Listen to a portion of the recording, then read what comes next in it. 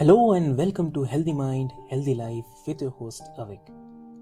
This podcast is all about exploring the latest research, sharing personal stories, and providing personal tips for improving our mental health and well-being. Each episode will be joined by experts in the field of mental health, as well as individuals who have experienced the transformative power of a healthy mind firsthand. Together, we will dive into a range of topics from managing stress and anxiety to building resilience and cultivating happiness.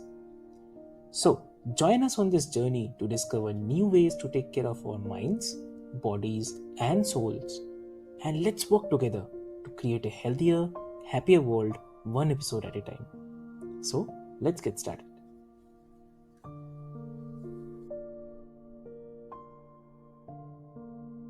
Hello and welcome to another episode of Healthy Mind, Healthy Life, where we explore the stories and the insights that inspire us to live healthier and happier lives. I'm your host, Avik, and today we have a special guest who's merging the worlds of art and technology in a fascinating way. So, Kyle Kotz. So, welcome to the show, Kyle. Thanks for having me. Lovely, lovely. So Kyle, like before we start our conversation, I'd quickly love to introduce you to all of our listeners. Uh, Dear listeners, Kyle started his career as a writer in Hollywood, working with some of the top showrunners and producers in the industry. But when the pandemic hit, his journey took a unique turn. So, as a digital nomad traveling the globe, he discovered the power of shared tastes and the magic of uncovering the new things from people across the world. So this led him to create the Om List, a movie recommendation app that connects people with the films they all love. So in this episode, we will dive into the Kyle's journey from Hollywood to tech, the challenges and the joys of building an app, and how List is changing the way we discover the movies. So why to wait? Let's get started. Welcome to the show again, Kyle. Thank you so much. Lovely, lovely. So Kyle, you began your career in the Hollywood as a writer. So if you could tell us a bit about your early days in the industry and what initially drew you to the writing. Yeah, so I grew up in Southern California, not in Los Angeles, but about 2 hours outside of it. And I kind of grew up in a small town that was a little isolated from other places. And I found that watching TV and movies felt like my only way to sort of see the world. And I just grew like a huge love for it. And when you just are learning something and it's really easy, all of a sudden I knew who all these directors were, I knew who all these Hmm. writers were, who were producing my favorite things. And I had that love sort of brewing separately. And then while I was there, I was just trying to process with your audience and the things that you talk about, with trying to have a healthier mindset. And there wasn't really a lot of I guess therapy, or that there wasn't a lot of people getting therapy where I was from. So I found the only way to really sort of work out what I was feeling was through writing, a combination of journaling and storytelling and various things like that. And so I was kind of doing both very separate. I never imagined that I would be able to write for the screen. But I remember I was at university trying to be a doctor, and I was just really miserable. I felt like I was forcing myself into a spot where I wasn't in my zone of competence, and I felt like I was writing a ton, trying to process why I wasn't happy with that journey. And my roommate at the time was just like, well, maybe you should just try going to film school because you like movies and TV, you like writing, maybe you can do that for that.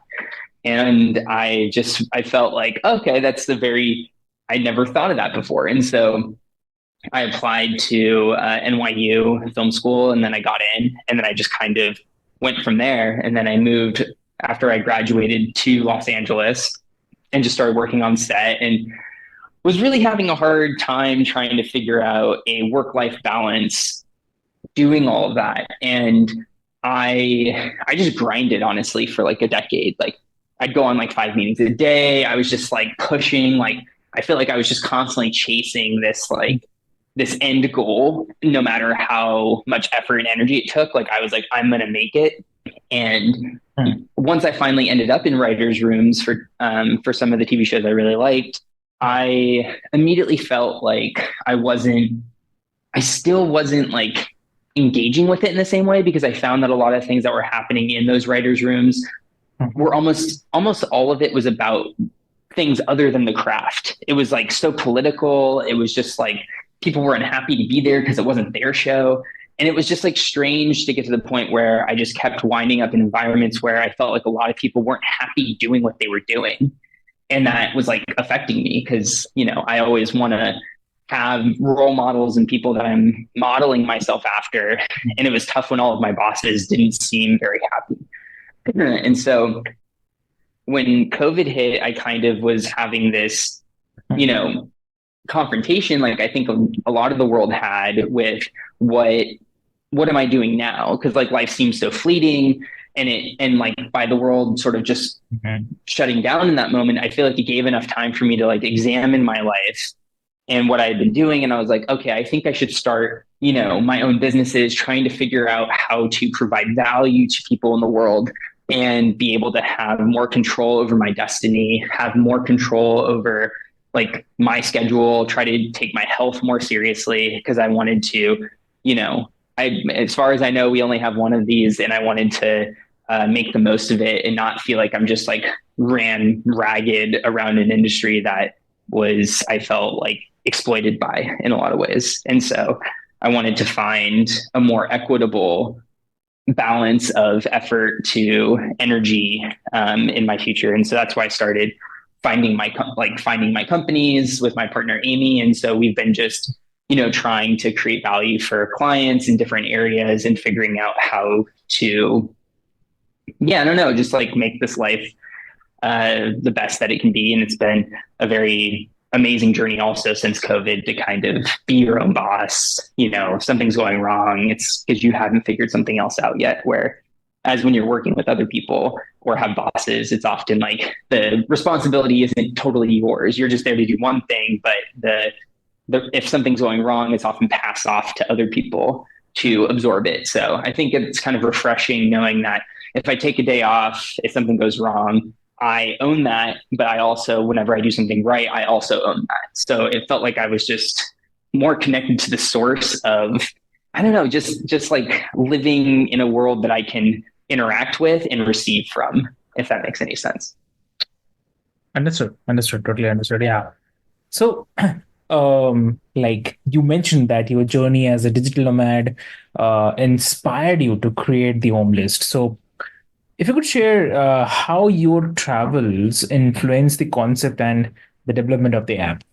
Yeah. So I've been wanting to make an app like this for a while because I'm a huge fan of Reddit, Yeah. and I just like how simple it is with it, which is like you just upload it or download it, whatever, and everybody from around the world could like I don't know, bond over basket weaving or like, cooking in crock pots or making like a special like craft cocktail. Like there's all these different areas where you can find people that are interested in the thing that you are.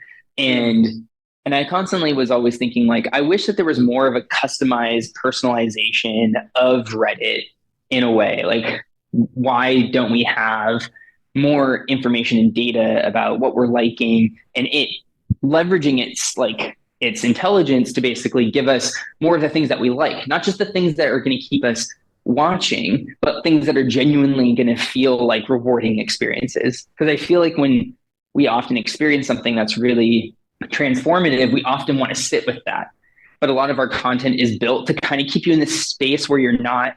It's like the potato chip effect where it's like it's satisfying but not too satisfying, and it makes you feel like you want another but not enough that you want to stop. And so that's kind of what all this stuff is optimized around, which is just to keep you, to lull you into this state. And as I was traveling, the thing that I think was about to connect with what I was just talking about was I was getting to interact with people from so many different places. Like I'm currently in Madeira, Portugal, and there's people here from India. There's people here from Japan. There's people that are in this building that are from Eastern Europe and South Africa, and they're all here right now. And we're like all going to watch a movie later that we want to watch together. And I was just constantly thinking of like instances like that where it's like how like no matter where you are, you can find overlap with people. But I often think about how hard that is to find people that are truly loving the things that you love, and how often in our environments we might bond with somebody that we both like movies, but we like very, very different movies. And so I found it hard where I'm like, man, I don't feel like I have anybody that has my same taste.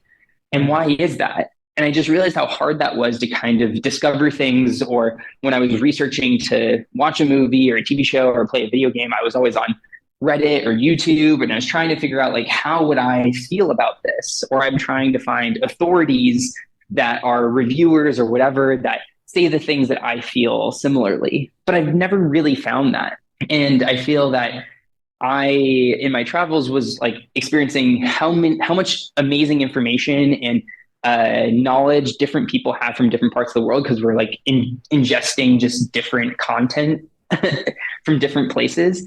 But we might have very common overlaps. And so I wanted to create an app that sort of could take those metrics of just simply what we like and what we prioritize. Like working on Omlist, you basically just pick, I like this movie more than this movie, and it will make a list. It'll compare it against other users and then source the users that are most similar to you. And then that will present the things you haven't seen yet.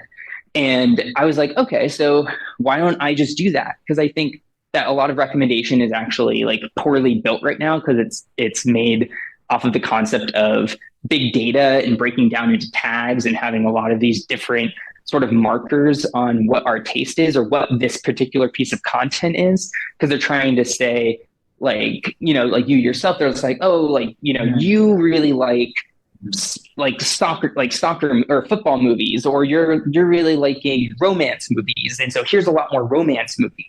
Or you like sci-fi, so here's a bunch of sci-fi. But I think there's often a lot more nuances that are in that, and I think that it's really hard to kind of break down to its parts and express that. So I wanted to create something that sort of was helping us get to the things we love faster. Sorry. That helps us getting to the thing that helps us get to the stuff that we love faster, and also help other people get to where they want to go. By us interacting with the app, we get things that we'll love, and we're also passing on the things that other people will love. And I think that that's what my travel was kind of saying, is like, I wish I knew who the person was that had the 99% similar taste to me. Are they in Romania? Are they in Korea? Are they in Thailand? And like, I might never be able to meet them, but I've met so many people who I've learned and absorbed such interesting things from. And I thought, like, what if that was like times 1,000, where I could actually find the one person in Portugal that actually likes the same things I like, but they have 10 movies that I would absolutely love that I just wouldn't have access to because I don't have access to their information. And I thought that that was just like an interesting way to build an app, which is like catered towards your satisfaction, not just your constant watching of it. So that was sort of the difference. And what I kind of learned from my travels is I wanted to make the world feel smaller and get to the people that have like really valuable information and insight that we would otherwise not have access to. Wow, that's really lovely. Yeah. And but like, what are some of the key lessons that you have learned during the process of creating Home List that you wish like you did known when you started? Right. How hard it is to make a mobile app. Like, Yeah. if there's any way that you can just make a website or have the mobile version of your website Mhm. work like even 90% as well, like you Yeah. should just do that. Mhm. Because it is such a different, difficult process to go through like the Google Play Store or the App Store, because they scrutinize and review everything that they allow Mhm. you to put on their store. And also, like anything that is bought through your store, they take a very high percentage of it. So like Mhm. for Apple, they take over 30% of whatever your income is through that app. So it's like, I would think like if you are going to make an app, be really, really specific on why you're making that. And if you feel like that it is vital to your app working Mhm. in a way that you feel like is significant, like just don't take it lightly. Like try to do like mobile and website first if you can. And I think that, I mean, there's a ton of stuff. Like I started as a non-technical person just wanting to make an app, and I have gained technical skills, and I've also like learned how to work with other specialized freelancers to, come into the app, whether it's designers or specific people that are more skilled with back-end infrastructure than I am. And so I also have been supplementing my knowledge with other specialists. Hmm. And I think like that's also good, but it's often pretty hard to make an app without knowing technically how it works on some level. So I think a lot of people really want to make an app, and maybe in the next like 5 years, some people might be able to make an entire app without dealing with any code or having to know anything architecturally about it, which will be crazy. Like that would be an insane reality. But I wanted to I love to know how things work. I love I love fixing things. Like if my toaster breaks, I want to fix it. Like I love just like knowing the engineering of how all these things work. And so I think my main lesson was, if you could make it a website, make it a website. And yeah, I think like, and also just validate your idea. A lot of people start building before they've done any research, like Google to see if there's apps already out there, because people have been making apps for like, decades now. And so like go look and see if other people have done what you've done. And if you get through that research and still feel emboldened that you can add something to this environment that everywhere else is falling short, that's a good place to be in. But I think a lot of people just don't do that research because they're afraid they're going to find the thing that's going to disprove their idea. But I think that you shouldn't care about the idea more than it being valuable, because ultimately it needs to be valuable for people for it to, have value. So I think like that's like the other aspect of it. Just go to like Google keywords. It's super easy. It's free. Like you can do discover keywords. And if you think you're going to have like an AI book writing business, and you're going to be like, I'm going to help people make books with AI. Like just look at how many people are looking for that. And you might be really shocked to see that only 10 people search that a month. And as a person that has dealt a lot with SEO and keywords and conversion, that's you're not going to get a ton of people if only 10 people are searching, let alone somebody paying for it. So I think like having to be really specific and scrutinizing in the beginning of, what is your competition? What are you doing differently? Mobile versus just website, and yeah, and just do your research. That's awesome. That's awesome. So, also on this, on the same, like, what are your plans for the future of Homelist? So almost my kind of like initial roadmap and like I had made was just like from movies to soulmates. Like it was kind of like that was like the big dream, which is like if I could start with movies and then go to the rest of content, whether it's books, TV, video games, whatever, then real life stuff like restaurants, any of that. And then what would it be like to actually be able to meet people that we really connect with? Because at the point, if we were to add that last feature, it would be really remarkable to say, like, out of all of this information, this is what we've learned are the types of people that other people value the most. And it might not actually be the people that like the same movies you do. And so by the time we would get to that point, which I imagine could be a little bit from now, so if we're lucky to get there, is a tremendous amount of information about what people enjoy. Hmm.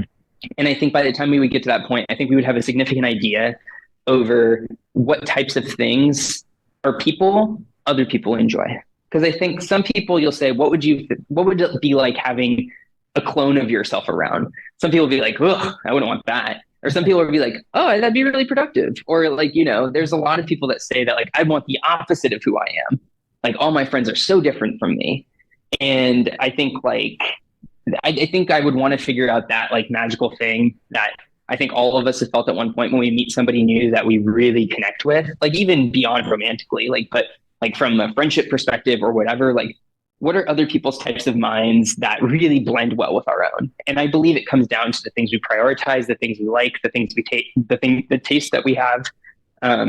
So that's kind of the long, bigger goal for it is I hope that no person would ever have to make a decision from scratch ever again, because The average user on Netflix spends over 20 minutes trying to discover something to watch. And if you add that up over an entire year, you will spend a whole week of your waking life just picking something on Netflix. And I want to like, and that's just with movies, that's just with Netflix. Imagine what that is with like, you know, music that we're listening to, restaurants that we're going to go to with our partner, like the book we want to read, what would be best for us, you know, I don't know, design like couch for the house that we just got, like whatever it is, like I want to have a place where it's like the most engaging place to rave about the things that we love and find more of the things that we love. Lovely, lovely, great, great. And also, before we wrap, it's very important, I believe, and it's like for our listeners who might be interested in developing their own app or kind of making a career shift, what advice would you offer them? Mm-hmm. For making their own app. Yeah. I actually have a YouTube series that's on this. You can go to Kyle F. Chords on YouTube, and I have the non-technical founder's guide to bootstrapping an app. And I go into like really deep detail on that of everything that I did and learned. And you know, those cumulatively are like 3 hours of content. So people can go experience that. But I think that like I said previously with making an app, I think there's a lot of decisions at different points that you have to make, but it is totally achievable. But like, just know what like an intense endeavor you're going on, because I have a lot of technical friends who code, and like 99% of them have like had a project that they started that they never got onto the app store because it is that difficult. And I think it's just like, it's important to know the race you're going to race, but it's also, but if you have passion for what you're about to do, that will carry you through to the end. So just like, just go for it. Like I have information on my YouTube channel that can help you accelerate that journey. And I also have a Substack where I talk about, you know, various things I've learned as a founder. It's called Founder Core. That's my Substack on Substack. And so yeah, so I'm constantly trying to mine my own experience and information to try to figure out how to just give value to people, because I really care about founders as a founder, like, and I don't know a ton of them because we're all kind of in our own little boats doing our own thing, that it often makes it hard to find each other. So that's why I've created a lot of this content, just as like, you know, messages in a bottle to hopefully find other founders that are going through something similar. Wow, that's awesome. Lovely, great. Thank you so much. It's Yeah. really been a pleasure having you on the show, Kyle. Like your journey from Hollywood writer to the tech entrepreneur is truly inspiring. And Thank you. yeah, and Om List sounds like a fantastic tool for movie lovers everywhere. So, for our listeners, I'd love to mention, like, if you haven't checked out the Om List yet, I highly recommend it. So, thank you once again, Kyle, for sharing your story and the insights with us today. And dear listeners, thank you all for tuning in to another episode of Healthy Man and Healthy Life. If you enjoyed this conversation, do not forget to subscribe, rate, and share this podcast with your friends, family, or someone who actually need this. So until next time, stay healthy, stay inspired, and keep living your best life. So thank you so much.